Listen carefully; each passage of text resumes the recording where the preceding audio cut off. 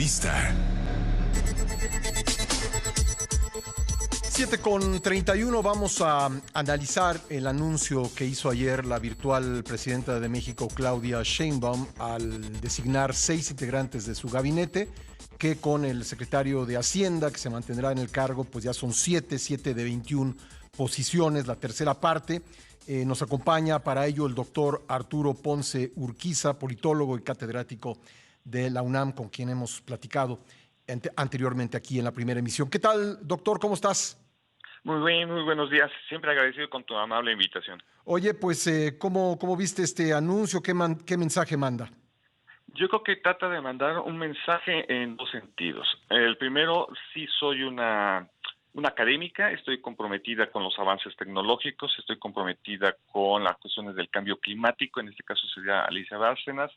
Estoy comprometida también con el sentido de que quiero una transición moderada, tranquila, de dar mensajes a la parte comercial, a la parte financiera, no solamente nacional e internacional.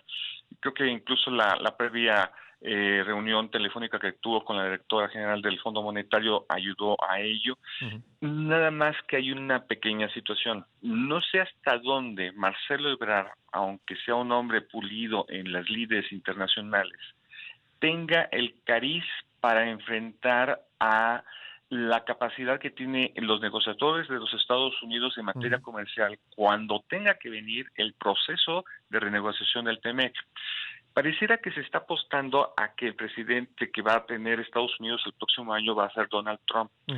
Pero si nos fijamos ahora en las nuevas encuestas, sobre todo de Fox News, que es pro-Trump, resulta que están en empate técnico y en algunas ya el propio presidente Biden está a la delantera por pocos puntos, pero básicamente está a la delantera. Hagamos el supuesto de que gana Biden. En ese sentido, ¿es el idóneo para esa renegociación el propio Marcelo Ebrard? Puede que sí, pero el asunto es, va a contar con el apoyo ahora de los especialistas técnicos. No solamente es la figura del secretario, es la personalidad y las capacidades del equipo negociador que se va a traer de detrás para esa negociación. Ese sería en el caso de él. En el caso de Juan Ramón de la Fuente... Pues, nada más para concluir el tema de Marcelo Ebrard, como que se está apostando no solamente a un resultado de la elección, sino a que la Secretaría de Economía tendrá un perfil internacional más que nacional, ¿no? Exactamente. Yo creo que en esa parte está muy bien, pero el asunto es, digamos, ¿quiénes van a ser los subsecretarios? ¿Quiénes van a ser los subsecretarios que van a detonar esa cercanía que necesitamos con el mundo, con los Estados Unidos? Ese va a ser una de las piezas claves. ¿Quiénes van a ser esos hombres que van a estar ayudándole precisamente para traer las inversiones que tanto México necesita? Y sobre todo por una situación. En esta administración se desapareció ProMéxico y se le dejó en encomienda a la Secretaría de Relaciones Exteriores y precisamente a la Secretaría de Relaciones Exteriores que tenía bajo su cargo Marcelo Ebrard. Y hoy, per se, no hemos visto ese gran desarrollo de atracción de ese tipo de inversiones que se necesita para el país. Es decir, esa encomienda desde la Secretaría de Relaciones Exteriores no se cumplió. Ahora se tiene que tratar de cumplir, pero desde la Secretaría de Economía. Bueno, eso en cuanto a Marcelo Ebrard, ibas a comenzar a comentarme el nombramiento en la Cancillería. Así es. Eso del rector Juan Ramón de la Fuente, ex rector de la universidad, como académico fue un hombre muy importante de capacidades políticas al interior de la universidad y creo que esa parte vale la pena entenderla, pero como ya embajador de México ante Naciones Unidas, no tuvo un mal desempeño, pero tampoco fue el mejor. Sí entendió los aspectos internacionales de la diplomacia, los aspectos de las amenazas y riesgos que las naciones tienen en un momento clave que fue precisamente la pandemia del COVID. Pero una cosa es ser embajador ante Naciones Unidas por designación y no por carrera, porque él no es de carrera.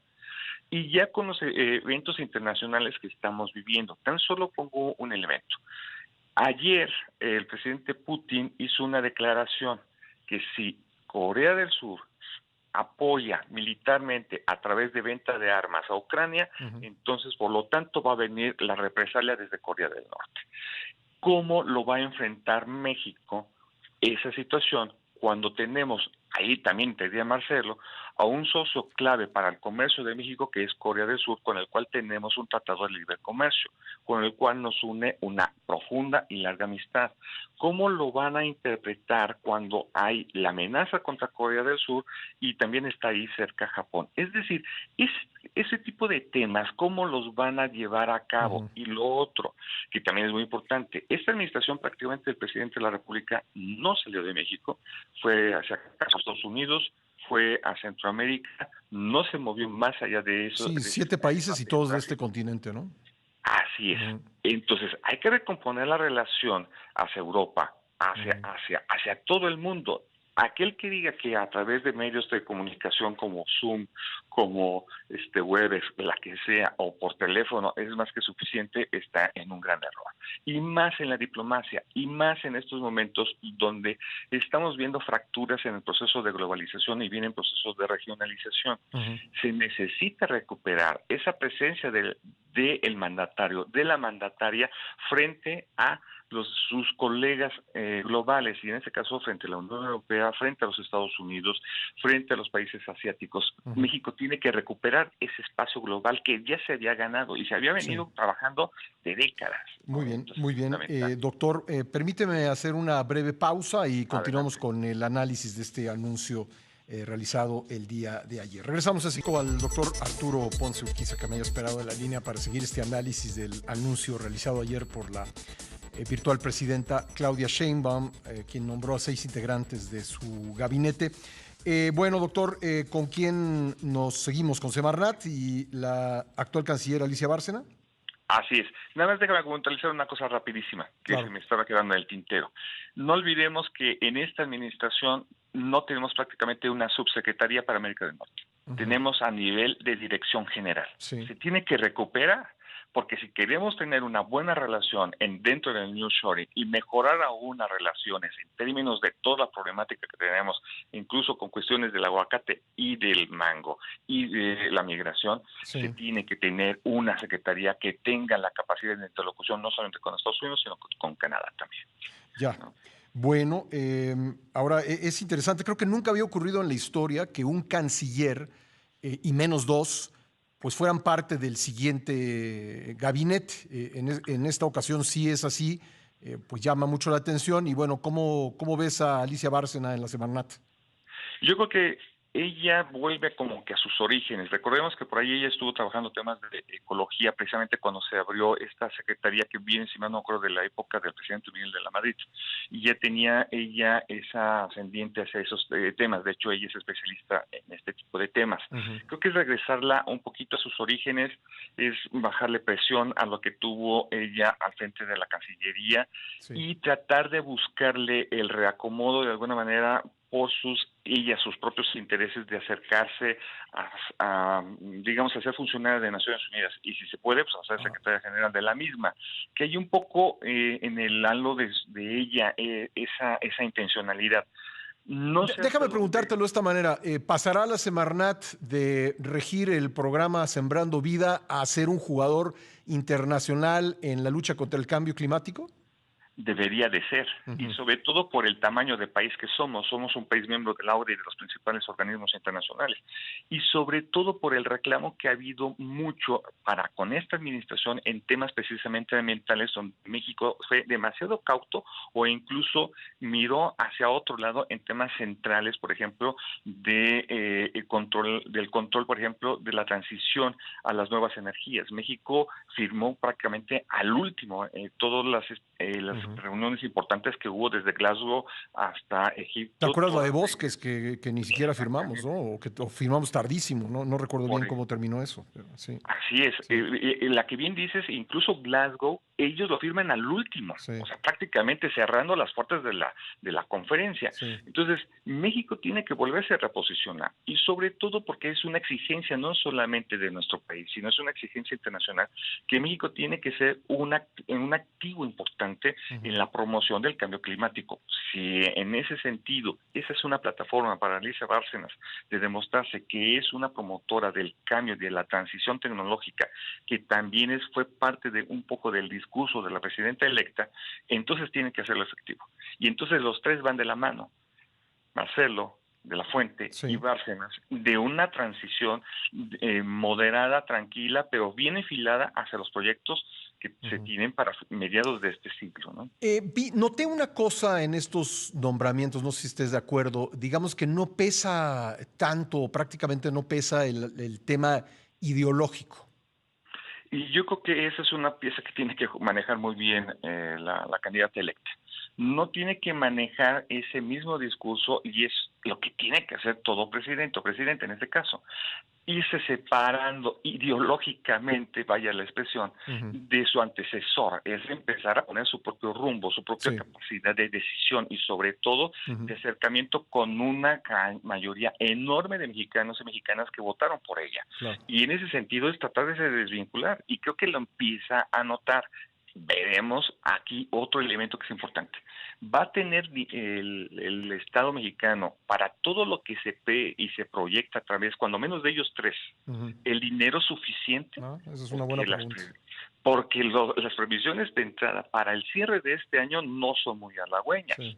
O sea, estamos por debajo del 2% de crecimiento. Bueno, va a crecer más Argentina que Sí. nosotros en este año. Y Doctor, eso es déjame, importantísimo. tenemos 3 minutos y, bueno, quisiera Adelante. que aprovecháramos el tiempo. Creo que una noticia importante ayer es la creación de una Secretaría de Ciencia. ¿Tú cómo lo ves? Y yo creo que eso es importante. Creo que Rosario Ruiz, desde sus épocas como funcionaria en la Universidad Nacional y después también en el gabinete de la Ciudad de México, trataron de impulsar ese tipo de situaciones.